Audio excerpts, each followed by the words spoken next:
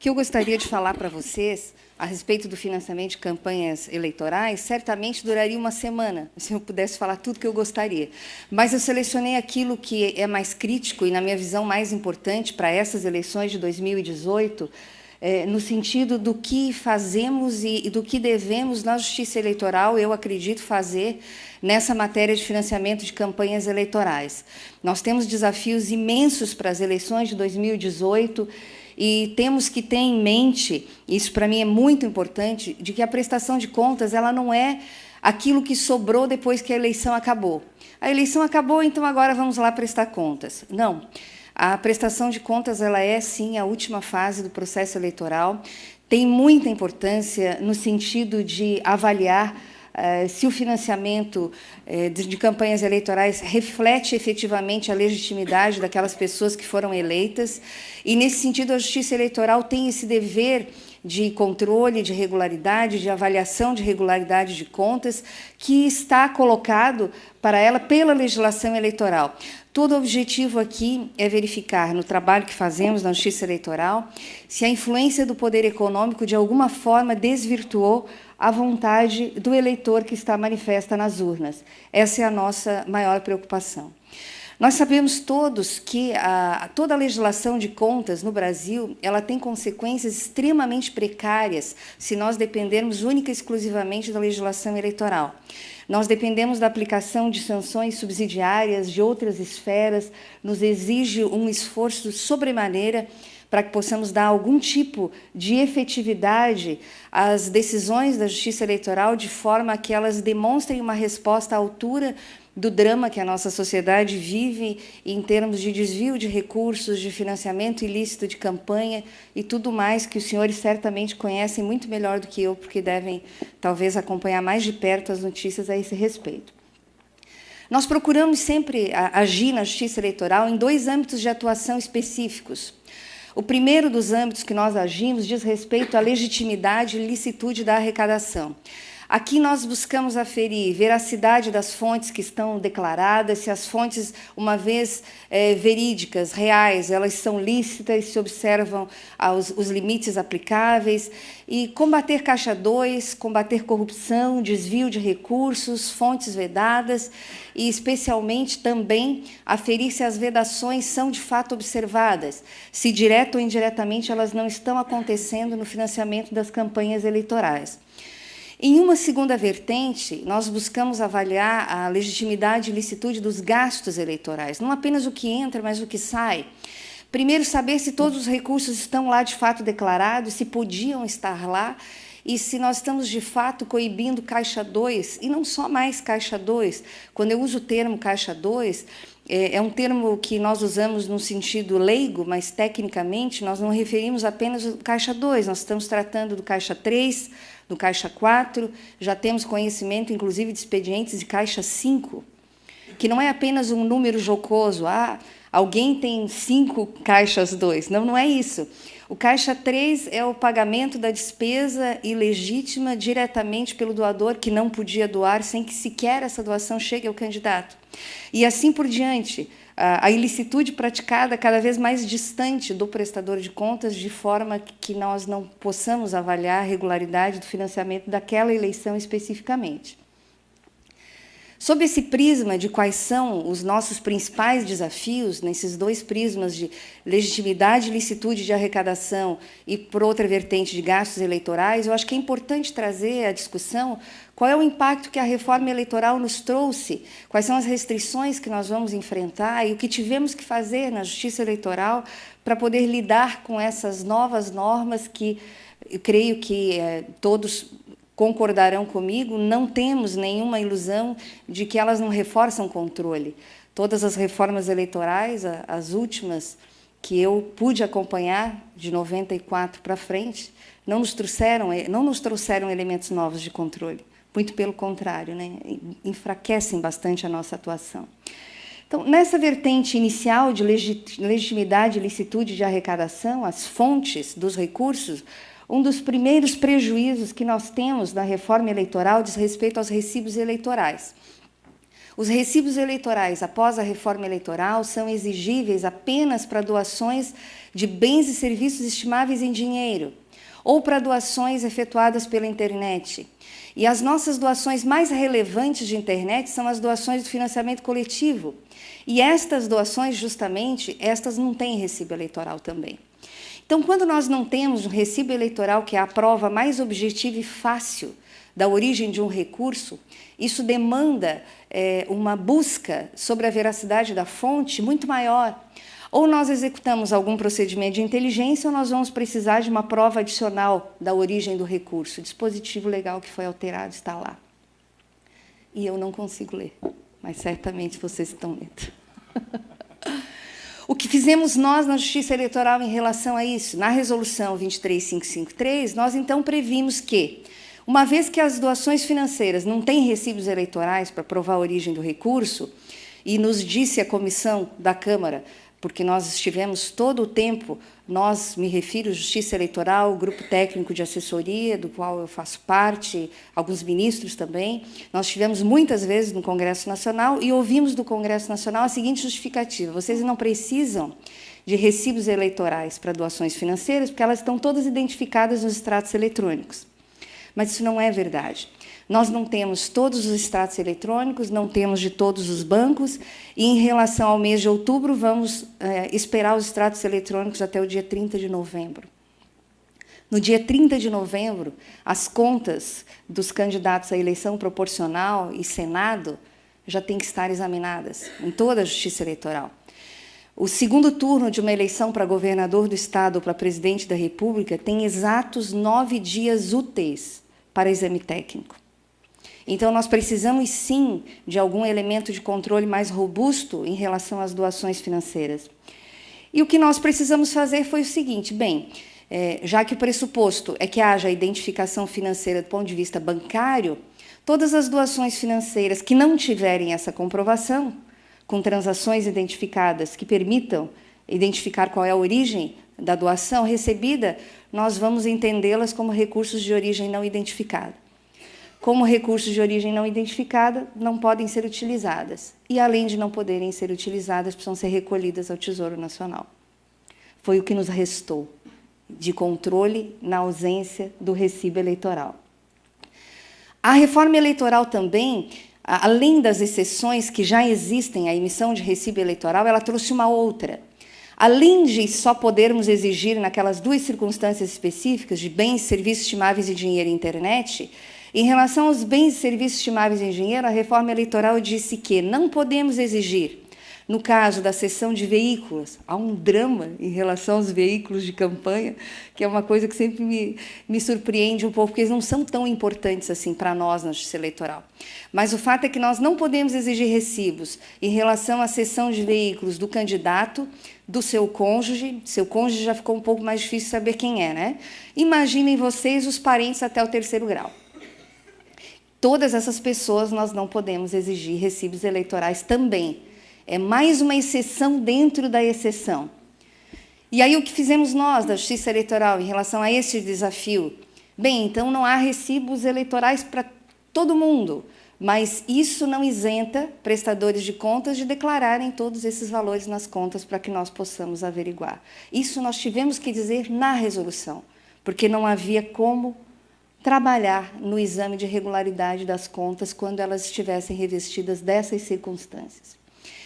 Em relação à origem dos recursos, os dois grandes destaques que nós precisamos trazer do regramento das eleições de 2018 é o Fundo Especial de Financiamento de Campanha, sem dúvida, e os empréstimos pessoais. Provavelmente vocês vão pensar, mas o que é que os empréstimos pessoais têm de tão relevante, né? Bem, os empréstimos pessoais, eles podem ser contraídos por quaisquer candidatos e lançados nas contas como recursos próprios. E nós tivemos um caso muito conhecido, julgado no TSE, em que uma ausência de identificação de valores de mais de R$500 mil foi justificada como um empréstimo da minha avó, da minha tia-avó, de um conhecido distante que mora lá no Acre, coisas parecidas, né? E nós passamos a ter que regulamentar de forma muito dura os empréstimos pessoais. Dura no sentido de equipará-los ao empréstimo contraído no mercado por qualquer pessoa física. Então, passamos a exigir dos candidatos que eles provassem que tinham condições de pagar os empréstimos, que tivessem oferecido garantias a esse empréstimo, e uma série de outras medidas que eu não trouxe aqui à discussão. Mas a grande novidade da eleição de 2018 é a obrigação de pagar o empréstimo. Porque nós nos apercebemos que nós exigimos tanto em relação a afastar o empréstimo fraudulento, mas nos esquecemos, falhamos de verificar quem pagaria esses empréstimos. Porque todo o rigor na identificação do empréstimo, vamos supor, de R$1 milhão, se alguém provasse que pagou R$10.000 no exato rigor técnico que nós solicitávamos, todo o restante poderia ser pago de qualquer forma, a qualquer momento, por qualquer fonte. Fontes vedadas pela legislação eleitoral ou mesmo fontes absolutamente ilícitas até do ponto de vista criminal. Então, a exigência hoje das eleições de 2018 é que o empréstimo aplicado na campanha, não necessariamente o contraído, porque ele pode ser maior, precisa ser pago para que nós possamos aferir a fonte. Em relação ao Fundo Especial de Financiamento de Campanha, o nosso grande problema é a distribuição, sem dúvida nenhuma. Não a distribuição aos diretórios nacionais, essa está bem assentada. Houve choro e ranger de dentes no Congresso Nacional para se estabelecer esse critério, mas ele saiu. O problema é que o critério dali para frente não existe. Então, nós seremos obrigados a examinar nas contas apenas se o critério de distribuição que o Diretório Nacional estabeleceu foi cumprido ou não. E mais nada poderemos fazer. Então, para o processo eleitoral, isso é extremamente danoso, porque é um recurso que foi destinado por lei para financiar campanhas eleitorais no plural, talvez financie uma única campanha em algum determinado lugar. E nada poderemos fazer em relação a isso.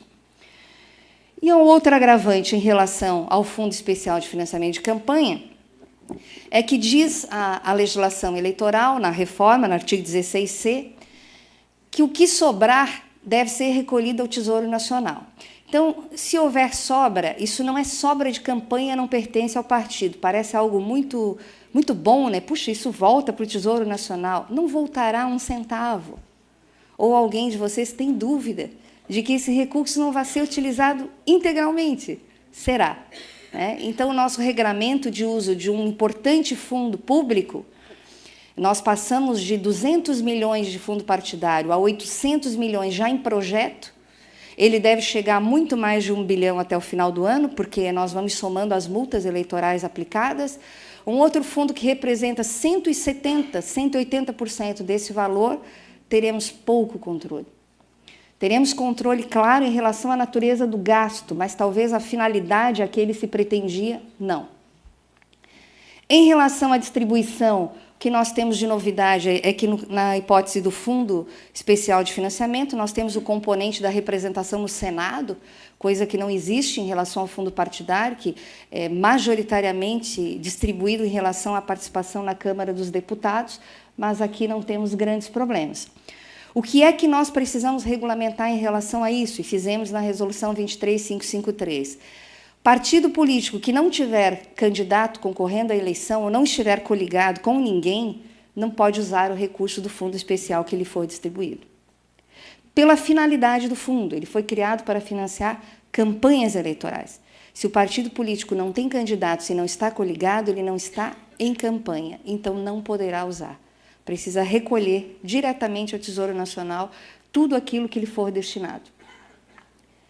Certamente Marilda e o Dr. Paulo já devem ter abordado muito a questão não abordaram? A questão dos 30% decididos pela ADI 5617 do Supremo, em relação à aplicação de recursos do fundo partidário em, no mínimo, 30% para mulheres ou em valor superior, caso as candidaturas sejam um percentual mais elevado, né? Como eu estou aqui falando como especialista, né, não ofendo nenhuma autoridade em relação a um ponto de vista diferente, me sinto muito à vontade para dizer a vocês que penso que essa decisão não reflete o propósito e o objetivo da lei. Pelo seguinte, em que pese politicamente ser muito importante e muito interessante o financiamento de campanhas de candidatas, A Lei 9.096 estabelece que aquele percentual de promoção e participação política feminina é de 5%. A reforma eleitoral previu que nas 3 próximas eleições fizéssemos essa aplicação de 5% a 15% financiando candidatas. O problema é que a decisão do Supremo, ela consagra as vagas de gênero como se fossem vagas femininas. Ela toma por parâmetro a regra legal de que nas eleições proporcionais deve haver uma reserva de vagas de 30% para um dos gêneros, né? E hoje, circunstancialmente, no país em que vivemos, a essa hora e neste dia, a minoria são as mulheres. Mas não é necessariamente e nem poderá ser daqui a próximos anos ou próximas eleições. Nós podemos ter um quadro completamente diferente e consagramos em ADI que esse percentual se aplica sempre às mulheres, sempre às mulheres. E eu entendo que essa não é uma lógica da qual deveria ter partido o raciocínio. Até porque daqui a algumas eleições, não só talvez o quadro não seja esse, como também nós não tenhamos só 2 gêneros juridicamente considerados. Creio que é muito plausível que não tenhamos apenas 2 gêneros considerados. Então, além desse pressuposto da aplicação dos recursos do fundo partidário, no meu modesto entendimento, não ser o melhor, nós transpusemos esse raciocínio para o Fundo Especial de Financiamento de Campanha. Então, não só o fundo partidário, como o fundo especial devem ter o mesmo tratamento. E no fundo especial, na minha visão, ainda é um pouco pior. Porque se no fundo partidário nós tínhamos pelo menos um link em relação à participação das mulheres, que era lá os 5% de aplicação na participação política feminina, no Fundo Especial de Financiamento de Campanha nós não temos absolutamente nada. O fundo foi criado para financiar campanhas eleitorais. Então, ainda que aparentemente em letras garrafais, nós sejamos o sexo frágil, homens comecem a reagir. Porque a coisa está ficando muito feia para o lado de vocês, do ponto de vista jurisprudencial. Uma outra questão bem complexa que nós temos na reforma eleitoral é o financiamento coletivo, que certamente já é de conhecimento e debate de todos, né? Há uma série de regramentos em relação ao financiamento coletivo na própria lei das eleições e, para nosso espanto, que somos tão criticados, e eu digo nós porque eu sempre participei diretamente desse trabalho, vocês legislam, vocês extrapolam as regras, vocês não têm competência, nós fomos instados a regrar isso. Nós queríamos deixar exclusivamente o texto da lei, e na audiência pública da minuta foram mais de 30 solicitações de regulamentação. E nós regulamentamos algumas coisas. Então, hoje, não é qualquer empresa que pode participar do financiamento coletivo, apenas instituições autorizadas pelo Banco Central e cadastradas no Tribunal Superior Eleitoral, e para o cadastro elas precisam comprovar uma série de condições de idoneidade, de publicidade, de possibilidade de assim agir.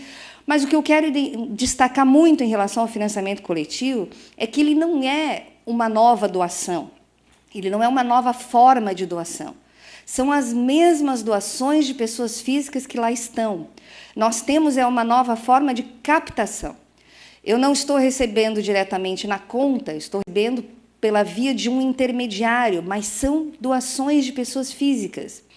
Então, é espantoso que, às vezes, nós recebamos consultas, e muitas participações que já fiz em outros eventos, as pessoas perguntem assim, sim, mas então, se alguém arrecadar R$200 mil no financiamento coletivo da empresa, pensei numa que existe, Vaquinha Digital, essa acho que não deve existir. Na Vaquinha Digital, eu devo declarar as minhas contas como tendo recebido R$200 mil da Vaquinha Digital? Absolutamente. Você recebeu, por intermédio da Vaquinha Digital, a doação do Guilherme, da Marilda, do Joelson, da Isabela, da Cláudia e assim por diante. E cada uma dessas pessoas são pessoas individualmente consideradas. São doações que precisam ter resguardada a legalidade em relação à vedação a que estão sujeitas ou não, porque isso será examinado, e também os limites de doação precisam e devem ser observados. Então, nós continuamos a ter doações individuais. E, se eu fosse candidata, teria um medo enorme do financiamento coletivo. Porque você está delegando a um terceiro a possibilidade de arrecadar em seu nome. Não estou colocando em dúvida a idoneidade de empresa nenhuma, mas teria uma atenção tremenda na idoneidade e na capacidade técnica que essas empresas tenham de identificar corretamente os doadores, porque a Justiça Eleitoral cobrará do prestador de contas e não da instituição arrecadadora que houver sido contratada. Em relação à preservação desta publicidade que será necessária, a legislação estabelece que deva haver divulgação, observância das vedações, como já disse, período de arrecadação, então, qual é? É o mesmo, porque é uma doação como qualquer outra, salvo o grande problema que foi a exceção da pré-campanha, que todos os senhores conhecem e já devem ter falado também muito de pré-campanha aqui. Qual foi o problema para nós, do ponto de vista da Justiça Eleitoral em relação ao financiamento das campanhas? É que a pré-campanha e a figura do pré-candidato constaram dos projetos da reforma eleitoral desde a sua primeira versão. E há mais ou menos 2 semanas antes da aprovação, tudo foi retirado, a pedido nosso, da Justiça Eleitoral, porque da forma como lá estava, não seria possível operacionalizar, e ficou isso aqui. Isso aqui ficou solto na reforma eleitoral, não tem vínculo nenhum. Então, nós estamos lá com todo um disciplinamento que foi retirado e algo que ficou, e ficou de uma forma muito complicada. A partir do dia 15 de maio, qualquer pré-candidato pode arrecadar recursos pela via do financiamento coletivo.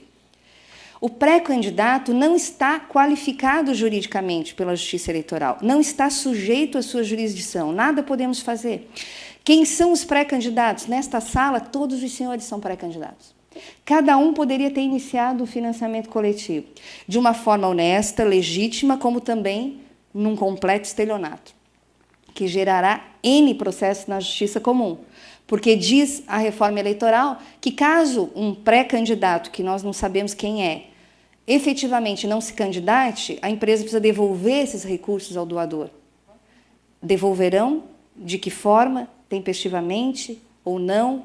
Eu entendo que isso não será problema da Justiça Eleitoral. Isso será problema a ser dirimido na Justiça Comum.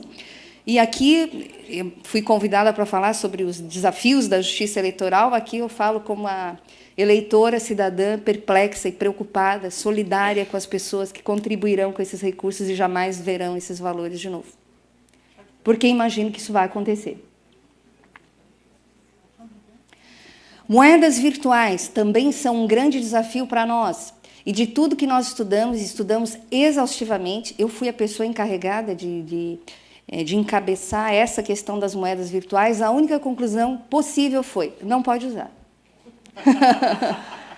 Gente, eu perdi tantas semanas pesquisando e estudando isso, e eu fiquei tão frustrada que a conclusão era só essa: não pode usar. Nem para receber, nem para pagar. Por quê? São moedas, a gente só ouve falar de Bitcoin, né? Tem mais de 200. A Ethereum circula quase tanto quanto a Bitcoin. Talvez vocês nem tenham ouvido falar da Ethereum. Nenhuma dessas moedas possui regulamentação no Brasil. O Banco Central não tem lastro para elas. E elas são transações que ocorrem por meio delas, são totalmente criptografadas, e nós não conseguimos jamais saber, não conseguiríamos jamais interligar ponta a ponta. Como nós precisamos da Justiça Eleitoral justamente conhecer as pontas, nós precisamos saber quem doou e onde a criatura gastou, moeda virtual não pode usar. Não será usada? Será. Mas foi a forma que nós encontramos de poder, eventualmente, encaminhar à sanção todo e qualquer indício de uso de moeda virtual no Brasil para financiar campanhas eleitorais. Em relação aos gastos eleitorais, os nossos problemas em relação à moeda virtual, já adiantei: não pode gastar, não pode pagar. Ponto. É isso que está lá na resolução, gente. Numa frase mais bonita e maiorzinha, mas é isso aí que a gente está dizendo. Nosso maior problema em relação à reforma eleitoral são os famigerados limites de gastos. Eles são nominais nesta eleição e estão muito, mas muito, estratosfericamente muito abaixo do valor real de uma campanha. Uma campanha presidencial terá por limite 70 milhões. Os senhores sabem quanto foi a campanha presidencial vencedora? Quanto custou no Caixa 1 a campanha presidencial vencedora? Próximo de 360 milhões. Eu posso estar muito errada, mas acho tão difícil que uma campanha de Caixa 1 passe de 360 para 70, que a gente vai ficando mais cético, né, à medida que vai trabalhando muito com essas coisas. Sinal de que está quase na hora de aposentar, e já está quase na hora da minha aposentadoria também. Mas eu vejo assim, a minha leitura é o seguinte, 290 milhões estão no Caixa 2. Não há dúvida. E nós temos que trabalhar mais arduamente em relação a esses 290 milhões que nós não teremos declarados. Um outro grande problema em relação à fixação nominal. Campanha de deputado federal, 2,5 milhões de reais é o teto, e deputado estadual, 1 milhão de reais. Quer seja realizado em São Paulo ou no Acre. Independentemente dos eleitores que precisam ser atingidos. Independentemente dos meios que eu preciso utilizar para alcançar esses votos e conquistar esses eleitores. Obviamente, isso é irreal. O que nós propusemos na Comissão da Reforma foi que os limites fossem estabelecidos considerando parâmetros objetivos e reais. Custo das eleições, eleitorado e peculiaridades regionais. Estas fossem as 3 linhas mestras que nós podíamos discutir em conjunto, tecnicamente, com o Congresso Nacional. A única coisa que se aproximou de uma das linhas que nós sugerimos foram os limites para governador e senador, que ficaram entre governador 2 milhões e 800 mil e 21 milhões, conforme o eleitorado. Mas, veja, 21 milhões nós vamos aplicar em São Paulo. Em São Paulo, a campanha do Dória, a prefeitura custou 21 milhões declarados. A campanha do governo custará mais, porque Dória aplicava os recursos para obter votos apenas no município de São Paulo, né? Senador, 2,5 milhões a 5,6 milhões de reais. Quanto teremos de limites na Santa e Bela Catarina? Para governador de estado, 9 milhões e 100 mil reais. Para senador, 3,5 milhões de reais. Eu lembro, como se fosse ontem, que nas eleições de 2014 nós tivemos uma campanha a deputado federal, bastante proeminente, que custou mais de 3,5 milhões de reais. Declarados, doutor Luiz Magno. Que eu sou uma pessoa otimista, mas eu não sou mais apoliana.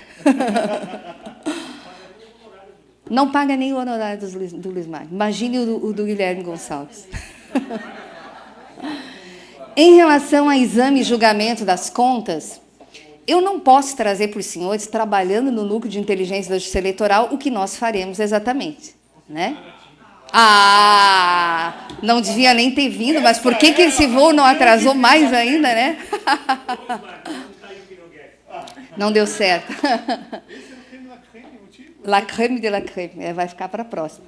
Mas, de qualquer maneira, eu preciso falar para vocês o que nós já fizemos, porque não tenham dúvida de que continuaremos fazendo, mas faremos melhor. Estamos trabalhando para isso. A nossa principal arma é a própria prestação de contas, que é totalmente informatizada, que confronta tudo com tudo a todo tempo e está hoje interligada com uma rede muito complexa de informações. Essa é a nossa maior arma. Ele é hoje o nosso sistema eleitoral de maior complexidade, ele tem mais de 25 módulos, para ser mais precisa, 28 módulos, muitos deles se comunicam com N bases de dados externas. Às vezes se pensa que na justiça eleitoral o mais difícil é apurar a eleição. Apurar a eleição, gente, o difícil é toda a logística que isso envolve. O sistema em si, não.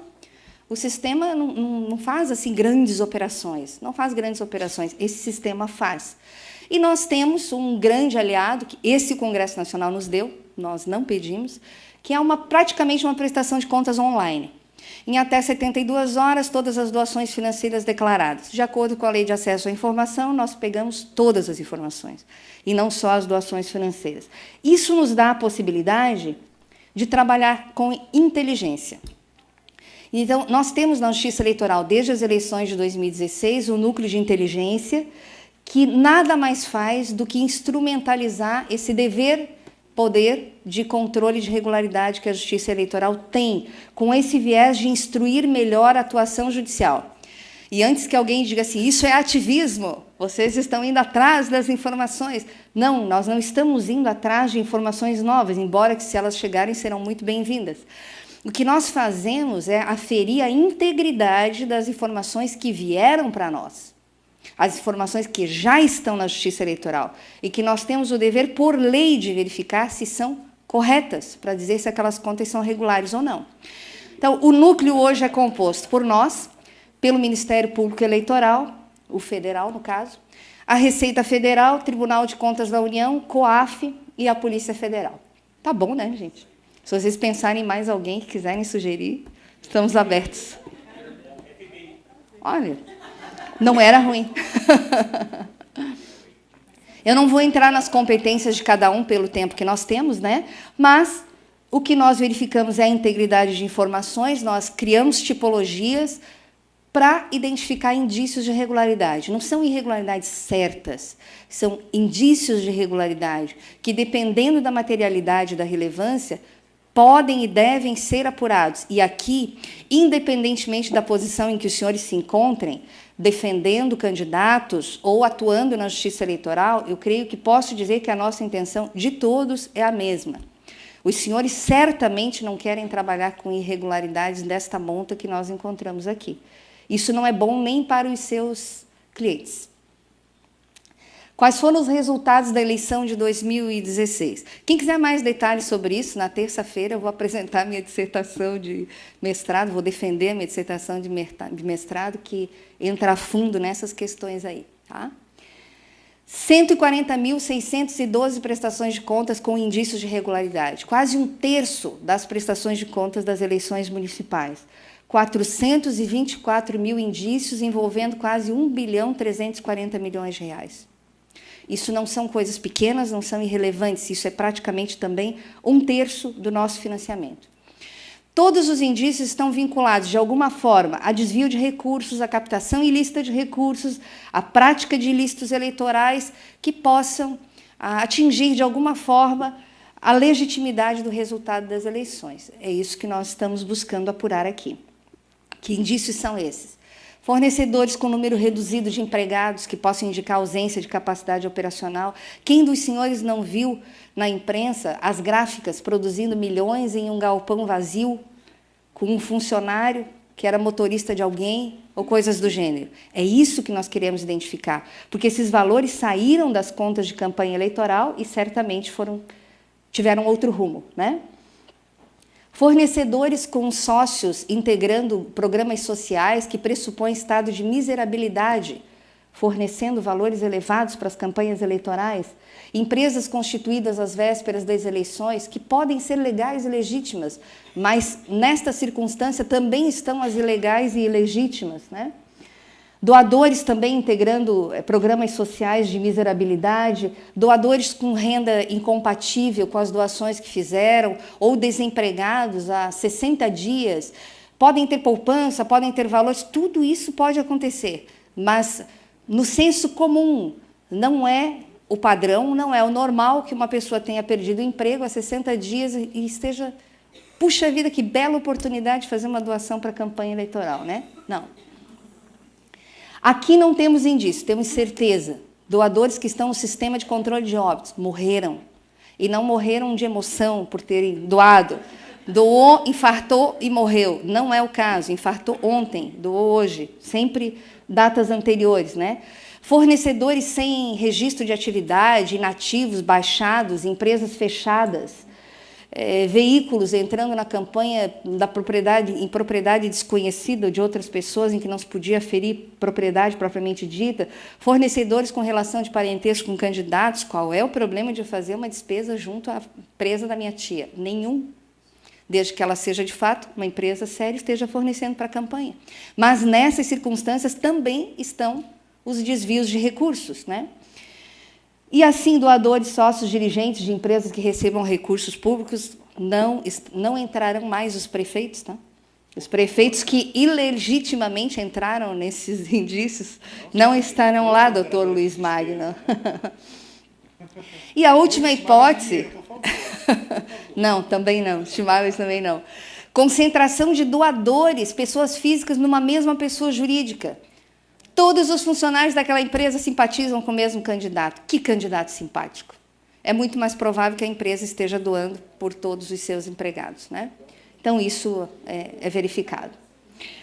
O ranking dos indícios de irregularidade, eu só trouxe, não para constranger a Robs, apenas como um dado estatístico histórico que foi identificado. Não significa que estes estados são estados mais corruptos, onde há mais... Não, não é isso. Lá foram identificados mais. Talvez a transparência lá tenha sido maior, né? E não necessariamente esses indícios estão confirmados.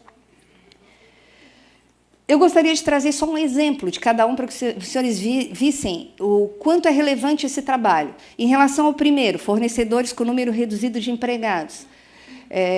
Um exemplo só, de muitos, dos 500 e tantos mil que nós identificamos, né? Agência de publicidade com apenas 2 funcionários, contratada por R$219 mil numa única prestação de serviço. Ou são muito bons, né? Ou terceirizaram muito e não declararam. Empresa de produção cujo sócio era beneficiário do Bolsa Família, que prestou serviço no valor de R$403 mil. Uma pessoa em situação de miserabilidade, sócia de uma empresa de, no mínimo, médio porte, né? Empresa constituída às vésperas da eleição, filiado a partido político, prestando serviço em valor redondo de R$250 mil e um adendo, numa nota fiscal fria. Pessoa física, recebendo Bolsa Família, fez uma doação para a campanha eleitoral de R$67 mil. R$67 mil, não eram bens e serviços estimáveis em dinheiro ou não. 93 pessoas físicas que efetuaram doações acima de R$300 mil com renda incompatível. Uma outra que tinha renda conhecida em 2010, a última renda conhecida, doou R$800 mil. Não estou afirmando a irregularidade, estou dizendo que existe um indício forte que precisa ser investigado. 290 pessoas mortas, 2 fornecedores de campanha com situação inativa fornecendo acima de R$400 mil, sócio de empresa de candidato que doou recursos próprios de 3 milhões, 75 funcionários de uma prefeitura doando R$424 mil para um candidato a prefeito. O meu tempo já esgotou, eu vou encerrar a minha fala, mas dizendo aos senhores que isso é um pouco do que nós fazemos na Justiça Eleitoral diante dos enormes desafios que nós temos, né? Então, esses indícios de irregularidade serão apurados nas eleições de 2018, aperfeiçoados em relação ao que puderam ser aperfeiçoados, novas apurações de outras hipóteses serão implementadas também, e a regra em si da Resolução 23553, ela traz inúmeros mecanismos processuais que permitem hoje à Justiça Eleitoral interromper ilícitos e restaurar a legalidade. Então, há um viés muito grande e diferente do que a Justiça Eleitoral comumente fazia. A Justiça Eleitoral não trabalha mais após os fatos terem acontecido. O nosso propósito é de interromper ilegalidade, restabelecer legalidade e fazer com que as campanhas eleitorais sejam, de fato, legítimas e lícitas para todos. Por último, eu só quero mostrar aqui a última tela, que tem tanto o meu contato, para que vocês possam... Ali eram os elementos em si que estão lá, processuais, para que os senhores possam me contactar se quiserem, e a foto do meu filho literário, que foi lançada essa semana, a 9ª edição da minha obra de financiamento de campanhas eleitorais, que já está à disposição. Agradeço a atenção de todos. Desculpem não ter estado no painel que eu tanto gostaria de ter participado. Obrigada.